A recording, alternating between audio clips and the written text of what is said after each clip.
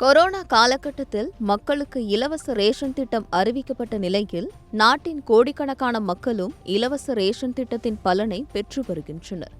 எனவே இந்த ரேஷன் திட்டம் மீண்டும் தொடர்ந்து செயல்படும் என மத்திய அரசு அறிவித்திருப்பதாக தகவல்கள் பரவி வருகின்றன. தமிழகம் உட்பட அனைத்து மாநில மக்களையும் இந்த அறிவிப்பானது மகிழ்ச்சியடைய செய்திருக்கிறது என்றெல்லாம் தகவல்கள் வெளியாகி பரவி வருகின்றன. இந்நிலையில் இதுகுறித்தான உண்மைத்தன்மையை அறிந்து கொள்ள தமிழ்நாடு கூட்டுறவு சம்மேளனம் பொதுச் செயலாளர் கிருஷ்ணமூர்த்தியிடம் சத்தியம் டிஜிட்டல் குழு கலந்துரையாடியது. சார், இப்போ ஆக்சுவலாக அந்த ரேஷன் அட்டைதாரர்களுக்கு கொரோனா காலத்துல வழங்கின அந்த இலவச பொருட்கள் மீண்டும் வழங்கப்படும் அப்படின்னு சொல்லிட்டு மத்திய அரசு அறிவிப்பு வெளியிட்டதா செய்தி பார்த்தோம் சார். கொரோனா காலத்துல அப்போ நிதி நெருக்கடி இருந்த சூழ்நிலையினால ரேஷன்ல இலவச பொருட்கள் கொடுத்த மாதிரி தொடரும், இன்னுமே அது மாதிரியே தொடரும் அப்படின்னு சொல்லிட்டு மத்திய அரசு ஒரு அறிவிப்பு வெளியிட்டதா ஒரு செய்தி பார்த்தோம் சார். அப்படி எதுவும் இதுவரையும் இல்லை. அப்போ அது மாதிரியான செய்திகள் நிறைய பரவிட்டு இருக்கே சார், பரவிட்டு இருக்கு. அது வாட்ஸ்அப்ல நிறைய அது மாதிரி ஃபேக் நியூஸ் வருது சார். அது மாதிரி ஃபேக் நியூஸ் யார் சார் பரப்புறது? அதுக்குன்னு சோசியல் மீடியாஸ் நிறைய இருக்காங்கல்ல. அதான் லைக் போட்டா இவ்வளவு காசு, ஷேர் பண்ணா இவ்வளவு காசுன்னு வருது இல்ல, அதுக்காக பண்றதுதான். இது வரைக்கும் எனக்கு எந்த கவர்மெண்ட் ஆர்டர்ஸும் அப்படியெல்லாம் இல்லை. ஏன்னா ஏற்கனவே மத்திய அரசாங்கம் கொடுத்துட்டு வந்த ஒரு நபருக்கு 5 கிலோ அரிசி கொரோனா காலத்தில் இலவசமா கொடுக்கப்படும், ஒரு நபருக்கு 5 கிலோ அரிசி சொன்னாங்க. அதுவே 2022 டிசம்பரோட முடிச்சுட்டாங்க.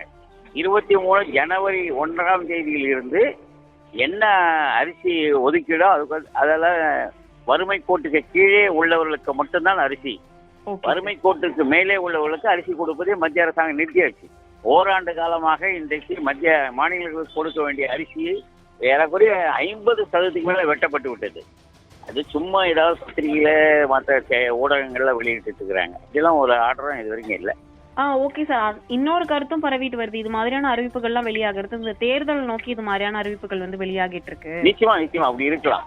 தேர்தலுக்காக எதையும் செய்வாங்க, என்ன பண்ண முடியும்? இப்ப அரசாங்கம் நேற்று எய்ம்ஸுக்கு பூஜை போட்ட மாதிரி தான்.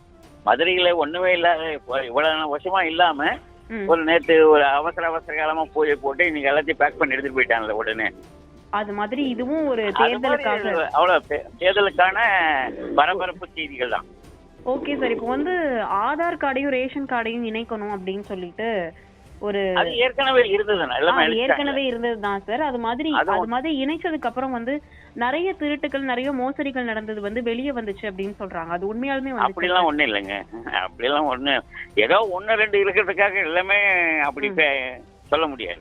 எல்லாமே ஆதாரோட இணைச்சிருக்கிறாங்க, ரேஷன் கார்டு அட்டையோட இணைச்சிருக்கிறாங்க, வங்கி கணக்கும் இணைச்சிருக்கிறாங்க. இதெல்லாம் ஒன்றும் பெரிய தவறுகள் நடந்த மாதிரி எங்குமே இது வரைக்கும் அரசாங்கம் புள்ளி விவரங்கள் எதுவுமே சொல்லல. இவ்வளவு தவறு நடந்தது, இவ்வளவு பேக் குடும்ப அட்டைகள் இருந்துச்சு, இவ்வளவு நாங்க பறிமுதல் பண்ணோம்னு ஏதாவது ஒரு செய்தி கொடுக்கட்டும் அரசாங்கம். அந்த மாநிலத்துல அப்படி வரலையே.